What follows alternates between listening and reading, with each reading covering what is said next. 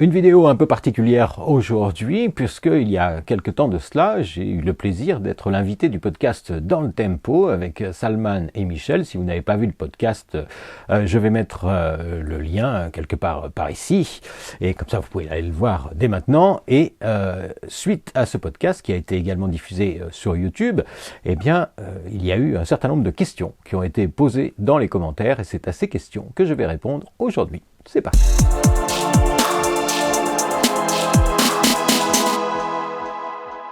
Et première de cette question, qui est assez copieuse, qui nous est envoyée par Datalab Studio, et qui nous dit « Je ne souhaite pas m'inscrire à la SACEM, parce que, peut-être à tort, mais aussi parce que par flemme, un petit peu, et je ne compte pas vivre de mes productions, mais j'aimerais bien quand même de temps à autre avoir un petit billet dans le cas où j'arrive à vendre un morceau. » Bon, alors ça c'est l'introduction, mais déjà dans l'introduction, on a quelque chose qui mérite un commentaire, c'est « faut savoir ». Est-ce qu'on veut pas de billet ou est-ce qu'on veut un billet? Parce que un billet, il est impossible dans la musique, c'est ça qui fait partie de la magie de ce métier, il est impossible de connaître la taille du billet à l'avance, même si souvent on se doute que ça va plutôt être une pièce, mais on n'est jamais à l'abri d'un succès.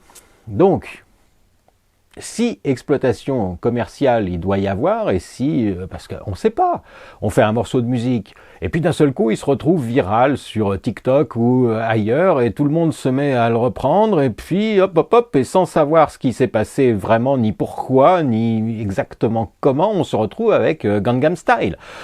Donc, billet, pas billet, le choix il est là. Après, la taille du billet, elle est impossible à connaître à l'avance, et si par chance cette taille devenait importante, là il va être très important d'être inscrit, d'avoir déposé sa composition musicale à la SACEM. Donc bon, à tort sûrement, et puis alors la flemme, hein, franchement la flemme, ouais, bah non, hein, pas de flemme, on y va, ça prend 5 minutes, il suffit de remplir un formulaire, et puis bon, d'envoyer ça va être 154 € l'inscription, de justifier d'un certain nombre de vues sur YouTube ou autre chose comme ça, et puis c'est parti, quoi, hein, c'est à faire une fois, franchement, c'est pas la mer à boire.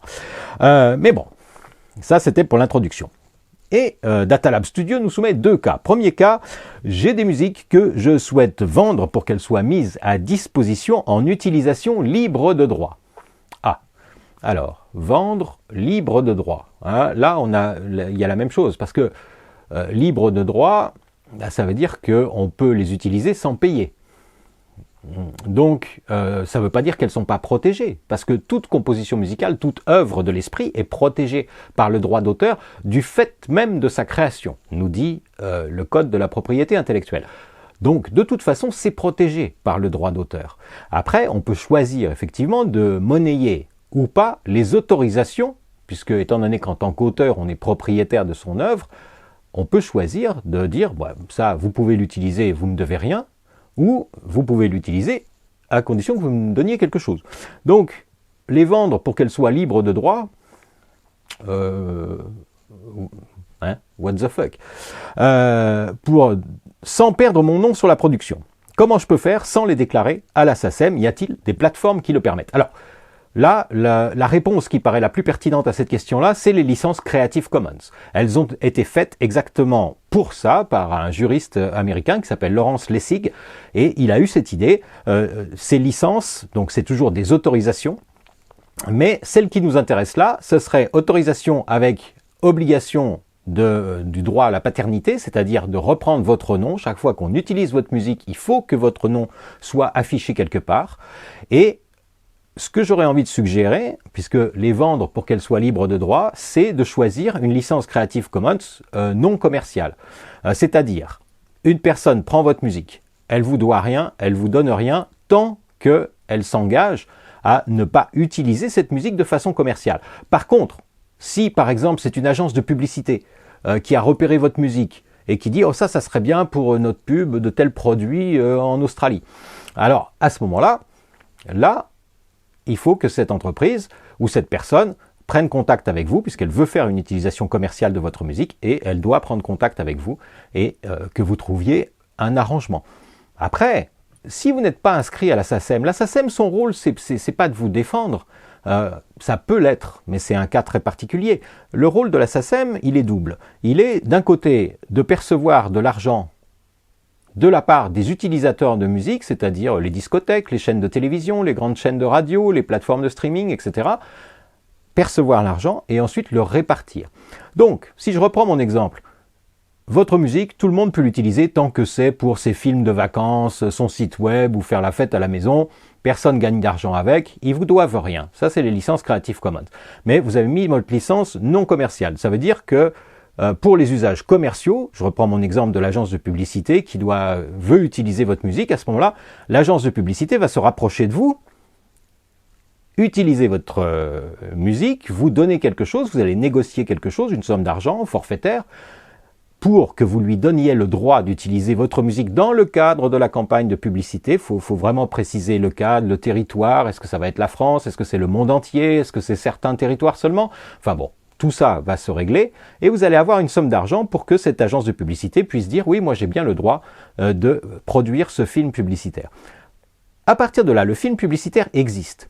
Il va partir sur des chaînes de télévision, mettons France Télévisions.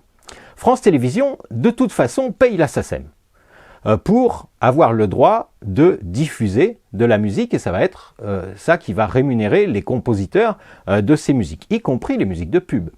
Donc, France Télévisions va payer et puis France Télévisions va dire parmi les pubs qu'on a passées, il y a celle-ci et le compositeur, eh bien c'est monsieur ou madame Datalab Studio. Bon, sauf que la SACEM à ce moment-là, elle va chercher pour vous redonner l'argent. Et puis si elle ne vous connaît pas, on ne sait pas qui c'est. Donc ça va partir dans un petit paquet, un petit pot d'argent et ils vont le garder pendant quelques années, en principe 5. Et au bout de ces 5 ans, si vous vous êtes toujours pas fait connaître, à ce moment-là, ils disent on ne sait pas à qui le donner. Alors qu'est-ce qu'on va faire? Qui c'est qui a proportionnellement qui a eu combien? Si vous, par exemple, ils vous devaient, mettons, 1000 euros, ils vont faire un pourcentage de ceux qui ont le mieux gagné cette année-là, et puis ils vont prendre vos 1000 euros et ils vont les répartir entre ces personnes-là. Est-ce que c'est vraiment ça ce que vous voulez? Pourquoi pas? Mais voilà, là encore, l'utilité de la SACEM qui peut être mise en avant. Cas numéro 2, toujours Datalab Studio, j'ai une musique sortie sur un label tenu par un ami et comme mentionné au-dessus, je ne souhaite pas m'inscrire à la SACEM. Est-ce que je peux lui céder mes droits? Alors attention, là on parle de deux choses différentes parce que un ami qui a un label, c'est pas quelqu'un qui gère des compositions musicales ou des paroles. C'est quelqu'un qui gère des enregistrements. C'est ça le rôle d'un label, c'est aussi ce qu'on appelle un éditeur phonographique, parce que historiquement, c'était lui qui fabriquait les disques. S'il y a des vinyles, s'il y a des CD, c'est son rôle de les faire fabriquer. Et donc, lui, c'est quelqu'un qui va gérer des enregistrements, pas des compositions musicales. La SACEM, elle ne s'occupe que des compositions musicales, de l'idée, pas de l'enregistrement qui en a été fait. Parce que votre morceau de musique, vous l'avez enregistré vous-même, et il est sorti sur le label de votre ami, très bien. Mais ça c'est juste votre version de votre morceau. Mais on peut très bien imaginer que quelqu'un d'autre reprenne votre morceau, en fasse une autre version qui sorte sur un autre label et voilà. Et ça, la SACEM, elle gère que le morceau, la composition musicale. Donc si vraiment vous êtes très généreux et que vous voulez donner tous les droits de votre chanson à votre ami, pas à son label, mais à lui, c'est de déposer le morceau à la SACEM sous son nom, à lui. Et comme ça, voilà, il aura tous les droits et puis vous aurez fait ce geste extrêmement généreux. Après, bon, si votre morceau devient Gangnam Style, est-ce que cet ami-là restera toujours un ami? Vous le saurez au prochain épisode. Mais en gros, l'idée c'est celle-là. Et petit fun fact, nous dit enfin Datalab Studio, j'ai fait un tuto sur ma chaîne YouTube en utilisant une musique que j'ai créée et qui est sortie sur le label de mon ami justement. Ma vidéo a été démonétisée parce que je n'ai pas déclaré à la SACEM. Alors non. La SACEM n'a pas le pouvoir de démonétiser une vidéo YouTube. Ou YouTube va pas se dire « Ouh là là, il n'a pas déclaré son morceau à la SACEM ». Vous croyez qu'ils ont que ça à faire, les gens chez YouTube, d'aller savoir si vous avez déclaré votre morceau? Non. Ce qui s'est passé, à mon avis, le plus probable dans cette histoire-là, c'est YouTube qui choisit de démonétiser. Et YouTube le fait de façon majoritairement automatique avec le système qui s'appelle Content ID, donc c'est des algorithmes qui analysent tous les sons qui passent sur les vidéos qui sont mises en ligne et quand ils repèrent quelque chose qui a déjà été déposé par quelqu'un d'autre et en particulier des distributeurs numériques, à ce moment-là, clac, ils coupent la monétisation et puis il y a des cas particuliers pour les chaînes YouTube qui ont 1 million, 2 millions ou plus d'abonnés, à ce moment-là, les maisons de disques elles-mêmes emploient, on sait qu'il y a 60 personnes par exemple chez Universal qui sont salariées pour regarder ces chaînes-là, et dès qu'ils voient un petit morceau qui pourrait leur appartenir, eux ont la possibilité de déclencher manuellement la démonétisation en cliquant avec leur souris. Mais vous n'êtes peut-être pas dans ce cas-là. Non, ce qui a dû se passer pour vous, c'est que quand vous avez sorti votre morceau sur le label de votre ami, il a peut-être probablement mis ce morceau-là sur les plateformes, et pour cela, il est passé par un distributeur numérique, Believe, iMusician, SpinUp, DistroKid, CD Baby, etc. Cela. Et à ce moment-là, ces plateformes-là, ça fait partie de leur travail, elles vont aussi déposer le morceau sur YouTube. Et à ce moment-là, ce morceau-là va être repéré par le système Content ID, et donc quand vous, parce que YouTube n'a aucun moyen de savoir que c'est vous qui avez fait la musique que vous avez mis dans votre vidéo. Donc, quand vous avez mis votre vidéo en ligne, le système Content ID a repéré que ce morceau-là avait déjà été déposé par un distributeur numérique, et donc le système s'est déclenché automatiquement et votre vidéo a été démonétisée. C'est très probablement ça qui s'est passé. Mais effectivement, ça fait un petit peu bizarre, mais bon, c'est un peu comme ça. Autre question qui nous vient de Titouan, qui nous dit qu'il aurait été intéressant de parler des remixes. Comment ça se passe au niveau des droits quand on fait un remix d'une musique connue? Alors, là, il faut bien faire la différence entre ce qu'est un remix et ce qu'est une reprise ou un cover. Parce que normalement, le remix, c'est quelque chose qui est fait à la demande du producteur de l'enregistrement, qui donc est le propriétaire de ce qu'on appelle la bande master, donc du multipiste, et il se peut que cette personne-là vienne vous chercher vous, parce qu'elle aime bien votre manière de travailler, et vous dise, voilà, j'ai ce morceau-là, j'en voudrais une version comme ceci ou comme cela. Ça concerne, c'est la partie qui concerne le label, justement, qui concerne l'enregistrement. Et ça, c'est un travail de commande. En principe, un remix, donc vous allez négocier une somme d'argent déjà pour faire le remix, et puis ensuite, vous allez négocier des redevances, c'est-à-dire des points, des pourcentages de l'exploitation qui va être faite de ce remix. Par exemple, s'il sort en maxi vinyle, à ce moment-là, sur les ventes de vinyle, vous toucherez quelque chose. Sur les streams, si c'est dans les playlists, à ce moment-là, vous toucherez aussi quelque chose. Normalement, c'est ça. Ça, c'est le travail classique de remix, qui concerne les ventes. A priori, tant que la composition musicale elle-même, pour ce qui concerne cette fois-ci non plus l'artiste, mais l'auteur, tant que la composition musicale est respectée, que vous n'avez pas ajouté de choses qui n'y étaient pas, ou que vous n'avez pas dénaturé l'œuvre, ou que vous ne vous êtes pas moqué de l'auteur de l'œuvre originale à travers ce remix, là, il n'y a pas de problème, il n'y a pas de droit à demander. C'est la même chose pour les covers. Si, au lieu de ça, parce que c'est vrai que la question peut prêter à confusion, par remix, si vous avez simplement entendu une chanson qui vous plaisait, et que vous l'avez complètement refaite tout seul, sans rien demander à personne, là, c'est pas un remix, c'est un cover, en fait, c'est une reprise. Parce que le remix, c'est vraiment, vous partez des éléments originaux d'un enregistrement spécifique qui vous a été commandé par le producteur, etc. Alors que si vous avez tout refait chez vous, tranquille, à partir d'un morceau où vous connaissez pas du tout les gens qui ont produit ce morceau-là, là, c'est un cover. Là encore, tant que vous respectez l'œuvre, parce que ça ne concerne pas ces gens-là, ceux qui ont fait l'enregistrement d'origine. Vous faites une autre version. On peut imaginer qu'elle est dans un style complètement différent. Vous avez pris un morceau de hard rock et puis vous en avez fait de la bossa nova avec de la guitare acoustique. Ça reste la même œuvre, mais ce sont deux enregistrements différents. Donc chaque enregistrement a sa vie. Vous allez toucher les streams ou les ventes de votre enregistrement à vous. Et tant que vous avez respecté l'œuvre, l'auteur, lui, n'a pas son mot à dire là-dessus. Et puis après, là où il pourrait avoir son mot à dire, c'est si l'auteur lui-même ou son éditeur vous avait commandé un arrangement. C'est-à-dire qu'on a dit, on a cette chanson-là, on a cette composition musicale, elle a été faite dans un style, je sais pas, folk, hip-hop, peu importe, et puis on le veut dans le style bossa nova, et là vous réécrivez un arrangement.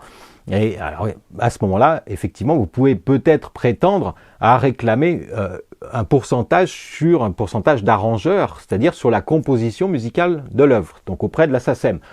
Mais ça c'est soumis à l'accord de l'auteur. Donc si l'auteur de l'œuvre originale trouve votre travail merveilleux et pense que votre travail a vraiment magnifié son œuvre et que ça mérite une récompense, il peut effectivement vous accorder un pourcentage sur la composition musicale. Mais il faut bien distinguer les deux. Il y a d'un côté l'avis de la composition musicale. Si vous reprenez une chanson existante, vous pouvez la faire dans le style que vous voulez, tant que vous respectez cette œuvre-là, que vous ne la dénaturez pas. Il n'y a pas de raison qu'on vienne vous chercher des poux dans la tête. Surtout, après, ça va dépendre de la quantité d'argent qui est en jeu. Si d'un seul coup, votre version se met à cartonner et puis avoir des milliards de vues chaque semaine, à ce moment-là, il y a peut-être des gens qui vont se dire « Attends, il y a peut-être un peu d'argent à récupérer, donc on va le menacer de ceci ou cela. » Et puis là, on trouvera un arrangement. Hein, mais sinon, bon, il n'y a pas de problème particulier. Question de Maxime, j'aurais souhaité que vous abordiez le sujet des plateformes où on collabore avec qui on veut. Je pense que c'est vraiment d'actualité avec par exemple le plugin Satellite Session. Alors je l'ai pas regardé, je sais ce que ça fait Satellite Session, j'ai vu la vidéo de démo mais je l'ai pas téléchargé, j'ai pas installé. Effectivement, ça se fait de plus en plus, je pense que ça va se faire de plus en plus et c'est passionnant et c'est super intéressant. Après, il n'y a pas tellement de différence avec un groupe qui se réunit dans un local physiquement où tout le monde est ensemble. À un moment donné, si chacun est clair et honnête avec les autres, il va pas y avoir de problème. S'il y en a un qui essaye de dire je vais prendre leurs idées, je vais prendre leurs sons et puis je vais les faire à ma sauce et je vais dire que c'est moi qui ai tout fait tout seul, là, effectivement, il peut y avoir des soucis. Là encore, la question du succès et de combien d'argent on va pouvoir récupérer, c'est toujours ça. Est-ce que ça vaut le coup d'engager une procédure contre des gens, sachant que la procédure, elle va coûter au moins du temps, de l'énergie, qu'elle va prendre la tête, et combien on peut gagner à l'arrivée. Parce que si c'est juste une vidéo qui a fait 300 vues en 7 ans, voilà quoi. Hein. Donc ces plateformes-là, il faut utiliser des chats, s'il y en a, ou des moyens de communication. Et puis j'ai envie de dire, ce qu'il faut faire, c'est toujours se ménager des commencements de preuves, c'est-à-dire sur la date. Hein, quand vous participez à la session, essayez s'il faut prendre des captures d'écran, du chat, enfin il faut peut-être à un moment donné vous soyez en mesure de dire voilà, moi j'y étais. C'est un peu comme une séance au studio finalement, hein, que vous ayez la possibilité de prouver sans l'ombre d'un doute que vous étiez là, que vous avez participé à cette chose-là, que c'était bien vous, que c'était bien à cette date-là. Alors là j'ai envie de dire un peu tous les moyens sont bons, mais pour ce qui est il n'y a pas de solution automatique, vous êtes juste des êtres humains qui collaboraient ensemble. Et alors, évidemment, ça pose des problèmes par Internet parce que souvent, les personnes ont pas forcément la même approche des choses parce que les mentalités sont différentes d'un pays à l'autre et en plus, tout ce qui concerne la propriété intellectuelle se passe de manière assez différente, notamment entre l'Europe d'un côté et les États-Unis de l'autre, qui sont deux mondes qui se comprennent pas vraiment. Donc il peut y avoir des petites tensions à ce niveau-là et on les voit de plus en plus fréquemment. Donc, bon, l'essentiel c'est de discuter, d'expliquer les choses, mais pour expliquer quelque chose, ça veut dire qu'il faut l'avoir soi-même déjà bien comprise. Donc il faut faire beaucoup de travail pédagogique et puis voilà, on se réunit dans Satellite Session ou ailleurs et puis on va dire tiens, qu'est-ce qu'on veut faire, mais est-ce que on va le sortir, pourquoi on le fait et puis s'arranger, mais s'arranger comme on le ferait si on était tous ensemble dans la même pièce. Mais voilà, c'est un peu, il n'y a pas de, sinon se garder des preuves, c'est ça, c'est le truc, c'est de faire des copies d'écran, de garder d'avoir des traces écrites, hein, et des traces écrites sur lesquelles qu'on puisse dater de manière précise. Et enfin, dernière question pour cette session, c'est Dizzy Dream qui nous dit « Qu'en est-il de déposer sur le site copyright.com plutôt que la SACEM ?» si on estime ne pas avoir besoin de l'argent du côté SACEM, mais uniquement pour pouvoir justifier de la paternité de l'œuvre. Alors, je connaissais pas ce site copyright.com, je suis allé voir. Franchement, ça me paraît une pratique un petit peu frauduleuse, on va dire, parce que aux États-Unis, il y a un bureau du copyright qui gère tout ça, qui est à Washington, qui est à peu près, dans les grandes lignes, l'équivalent de ce qu'on connaît en France sous la forme du dépôt légal. C'est-à-dire qu'en France, quand vous publiez quelque chose, que ce soit un livre, un magazine, une revue et a fortiori un disque, il faut donner 2 exemplaires à la Bibliothèque nationale. C'est la manière avec laquelle les autorités, l'État français, conservent et archivent le patrimoine de tout ce qui est produit et publié en France. La même chose existe aux États-Unis, c'est le bureau du copyright. Ça se trouve à Washington, le site internet c'est copyright.gov, G-O-V, c'est un site officiel. Et là, je connais pas ces gens-là, ils sont peut-être très sérieux, mais le fait d'avoir pris copyright.com pourrait laisser croire que c'est quelque chose d'officiel alors que ça ne l'est pas. C'est une société de droit privé apparemment qui propose des services. Mais bon, moi je suis pas très fan de jouer un peu comme ça sur les termes. Et puis alors, pour ce qui est de la paternité, là encore, on l'a déjà dit tout à l'heure, la SACEM, elle n'est pas forcément là pour vous défendre, même si elle doit le faire à certains moments, mais elle est surtout là pour simplement gérer votre argent. C'est-à-dire, est-ce qu'il y a des gens qui passent votre musique, qui utilisent votre musique, et si ces gens-là utilisent votre musique, ils doivent payer pour le faire, et vous devez être rémunéré à partir de là. La SACEM, elle s'occupe de ça. Donc pour ce qui est de la paternité et de la date à laquelle vous avez effectivement créé une œuvre, ça c'est, j'ai envie de dire, c'est votre responsabilité. Alors il est certain que quand vous l'avez déposé à la SACEM, le simple fait de l'avoir déposé à la SACEM procure cette date. Mais c'est pas le seul moyen, je crois qu'on en avait parlé dans l'émission, justement, avec Salman et Michel.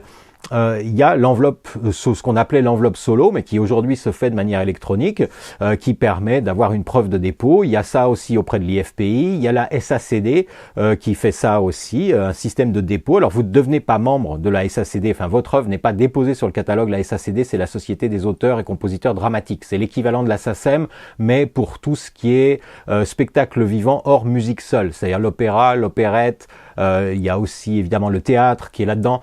Donc ça, c'est le catalogue de la SACD. Donc la SACD propose un service qui je crois, c'est une vingtaine d'euros pour 5 ans, qui vous permet de déposer une œuvre simplement pour avoir une preuve. Après, le système le plus simple, ça reste aussi éventuellement de graver un CD, si vous avez encore ces machines antiques que sont les graveurs de CD, et de vous l'envoyer par la poste à vous-même en recommandé. Comme ça, le cachet de la poste fera foi, et là encore, vous avez un moyen, s'il le faut, de pouvoir prouver la date des choses. Mais ce site copyright.com, franchement, il est pas forcément très sérieux.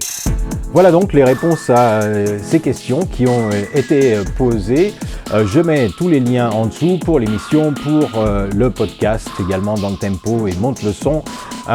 Merci encore à Salman et à Michel de m'y avoir invité. Et puis à vous tous, si ce contenu vous plaît et peut vous apporter quelque chose, n'hésitez pas à liker, vous abonner, même pas liker, vous avez le droit de penser que je raconte n'importe quoi, c'est parfois vrai. Et puis voilà, il me reste juste à vous dire encore merci, bravo pour tout et à très bientôt.